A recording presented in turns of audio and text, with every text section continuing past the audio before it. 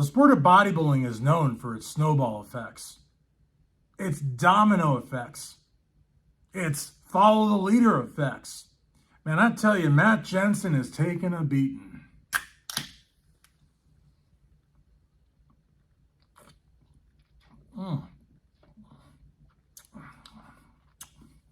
Orange slice. Not even sponsored by them, but damn, it's good. Listen, folks. Shaun has left Matt JANSEN, and I'm shocked at that because honestly, he beat giants at the Reno in the Open. He took top 5 in an Open Arnold Classic. He won not one but two 212 Olympias, and this year took second place. What does Shaun have to be upset with Matt about? And where's Shaun going to go? Because Shaun, I love Shaun, but he's no spring chicken. Now he's got to find another coach to, just jump right where Matt left off, who's going to hopefully know his physique, know how he responds to certain protocols, to certain foods like carbs and proteins and fats. You don't just, you're going to have at least 2 or 3 preps with a guy before you really gel. Does Shaun have that kind of time? Look at Brett. Brett looked phenomenal. Absolutely phenomenal. What did Matt do wrong with Brett? And then there's a case with Nick Walker. Now, what's Matt to blame? You blame him for Nick dropping out of 2 Olympias, but do you give him credit for the Arnold that he won? The North Americans where he turned pro? I mean, do you give Matt credit for that, or do you only give him credit for the bad stuff? Was it Matt's fault that Nick got injured? Was it Matt's fault that Nick looked like shit at the New York Pro? Was it Matt's fault that Nick didn't compete at the Arnold? Was it Matt's fault that Nick looked like crap in Pittsburgh? I mean, I believe that coaches have the blame, and I believe competitors have the blame. And I think that Lee Priest makes a very good point, and that point is that guys on these elite levels do not need contest prep coaches. I think it's a phenomenal point. It's not one that I share. It's not one that I agree with, for the simple reason that a lot of top-tier competitors need to have their hands held. I heard a rumor once, I saw it online, so it has to be true, right? But I heard a rumor once that when Big Ramy trained at Oxygen Gym, they had to literally yell and scream and hit pots and pans and use reverse psychology, all sorts of stuff just to get him out of bed every single day. And I don't know if that's an embellishment, an exaggeration, or a bald-faced lie, but I do know that a lot of competitors, when left to their own devices, they'll eat Dunkin' Donuts. They'll eat a cheeseburger before they're supposed to. They'll drink before they're supposed to. They just don't tell their coach. Because if they don't do well, they just blame it on the coach. And you can't do that. That's not fair. It's getting hot in here. Sorry, guys. Take this. I don't know why I'm wearing this jacket. It's so hot in here. But anyways, guys, I just think that Matt is going to come back. Matt is going to come back the same way that Nick left Raw and came back, left Matt and came back. Nick's going to come back because Nick had a really good run with Matt.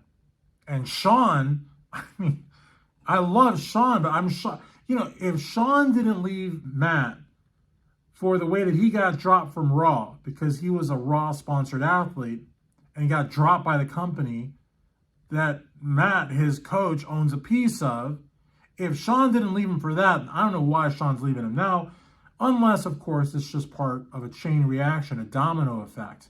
You know what I mean? And we're already seeing the snowball effect. All these outlets, dogpiling on Matt. Now, I do appreciate Matt coming out with an official statement because it shows that he is taking this seriously. It shows that he's obviously not enjoying any of this. It's not like bouncing off of him. He's not brushing it off his sleeve or whatever. But he recognizes the fact that he's a family man.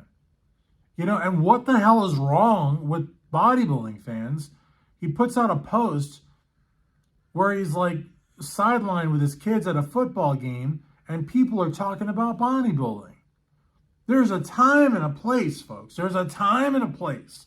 And that's not the time or the place. And so I'm of the opinion that, look, if his priorities are his wife and children, because that is the winning ticket. However, not on the athlete's dime.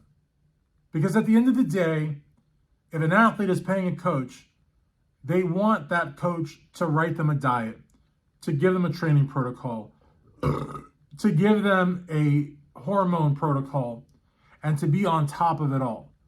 And they assume, they hope that that coach is making time for significant other and friends and family and children and the PTA, whatever. It's not their problem. It's not the athlete's problem. They hope that the coach is doing all these things, but that's neither their problem or their concern. They paid for a service. They expect to be the number one priority. Now, you can't really do that. There's such a thing as, utopia and what you can put on paper and what's in reality. Number one is number one. You can't have two number ones. There's only number one. So in that scenario, who's number one? Hadi Chupin or Derek Lunsford to Hani Rambod? Neither, but they're both a top priority, and they will both tell you so. But my point is, the idea that some competitors have that they are number one is a flawed way of thinking, because it's just not possible. What is possible is for a coach to give as much of their undivided attention as possible. And by his own words, Matt recognizes that he had not been doing that. I think recognizing it is huge. And once all these sites find the next viral thing, maybe it'll be Mike Van Wyck and Jeff Nippard, whatever.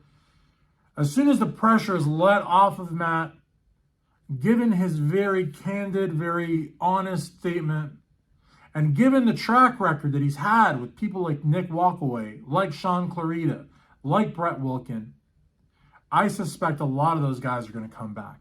And I suspect a lot of those guys are also going to have their work cut out for them, because they're going to try to go to other coaches and they're not going to have success.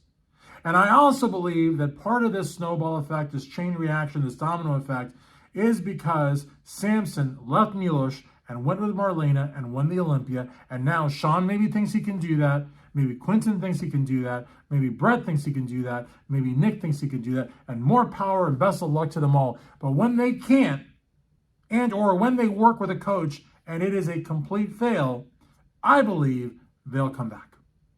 So in a very real way, I think that Matt's going to take a beating, but he's going to rise again from the ashes like a phoenix.